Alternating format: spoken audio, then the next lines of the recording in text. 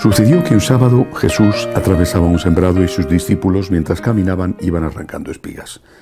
Los fariseos le preguntan: «Mira, ¿por qué hacen en sábado lo que no está permitido?».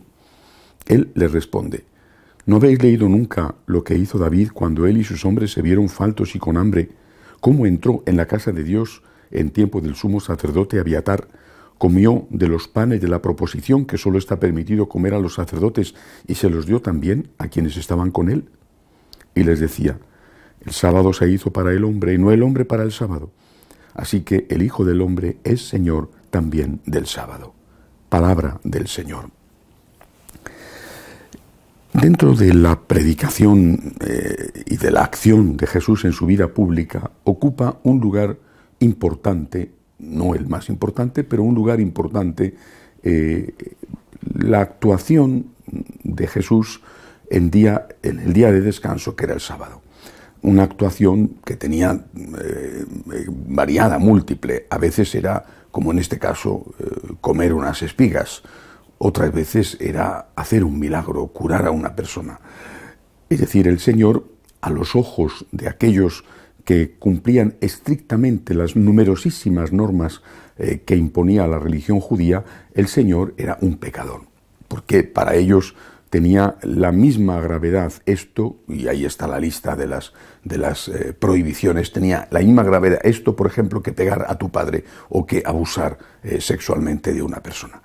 ¿Qué es lo que está haciendo Jesús? Algunos piensan que lo que Jesús hace es instaurar una especie de acracia moral, es decir, de anarquía moral, de ausencia de moral.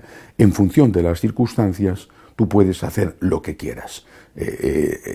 Se desprendería esta idea de la frase final con que termina hoy el Evangelio: el Hijo del Hombre es Señor también del sábado. El sábado se hizo para el hombre y no el hombre para el sábado.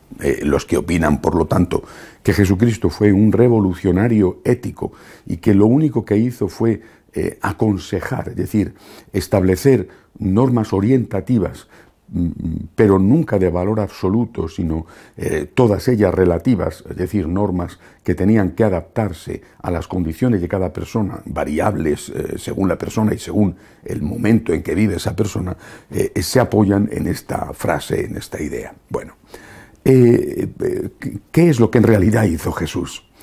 Jesús no es un anarquista moral, es clarísimo en establecer normas objetivas y absolutas.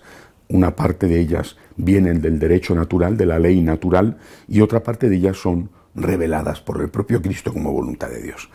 Pero lo que sí que va a hacer Jesús es relativizar aquellas cosas que son relativizables. Es decir, hay cosas que son esenciales y no se pueden tocar, y hay otras cosas que efectivamente, en función de las circunstancias, sí se pueden tocar, sí se pueden cambiar, y no son pecado cambiarlas. Pongo un ejemplo. Es una ley objetiva la de ir a misa el domingo y las fiestas de guardar. Eso es una ley objetiva. Y el que no cumple esa ley comete un pecado mortal. Pero tú estás enfermo y la Iglesia te dice que no cometes ningún pecado porque no vayas a misa el domingo si estás en la cama, que no puedes moverte.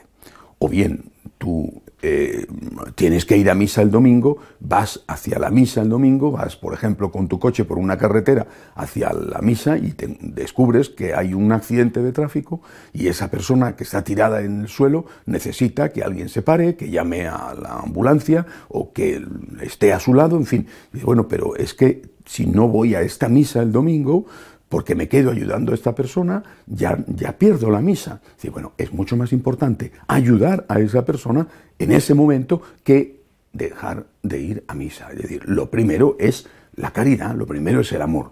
La misa, que es un mandamiento objetivo, la misa está por detrás de ayudar a una persona que está en riesgo de muerte. Es decir, la Iglesia nos ha enseñado siempre eso.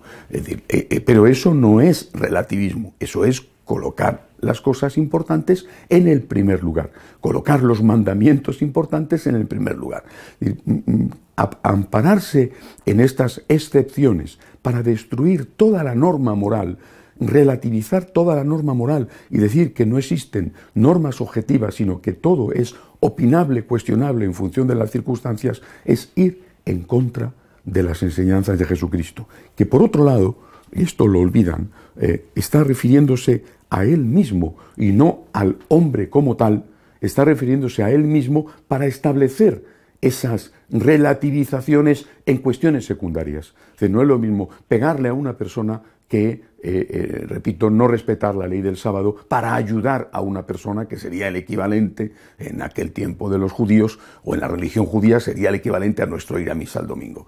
Dice Jesús, y hay que leerlo exactamente como Él lo dice y como lo cuenta el Evangelio: el sábado se hizo para el hombre y no el hombre para el sábado. Así que el Hijo del Hombre está hablando de Él mismo. Era una de las formas, de las fórmulas que Él empleaba para referirse a sí mismo. El Hijo del Hombre es también Señor del sábado.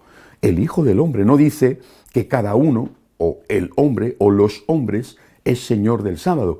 Dice el Hijo del Hombre, Él es Señor también del sábado. Y por lo tanto, Él sí, como legislador, porque Él es Dios y no nosotros, Él sí puede decir: mirad, esto que sigue siendo importante, el respeto del sábado judío, la Santa Misa del domingo para un católico, eso que sigue siendo importante y que sigue siendo obligatorio cumplir, eso pasa a un lugar secundario cuando hay algo muchísimo más importante, como es, por ejemplo, estar al lado de una persona que está viendo en peligro su vida. No utilicemos a Cristo contra Cristo, que eso es lo que algunos están haciendo. No utilicemos y tergiversemos y manipulemos las enseñanzas de Cristo para mostrar una figura de Cristo que en nombre de la caridad, por ejemplo, o en nombre de la misericordia, anula toda ley moral y la deja a merced de los intereses y los caprichos de cada uno. Que así sea.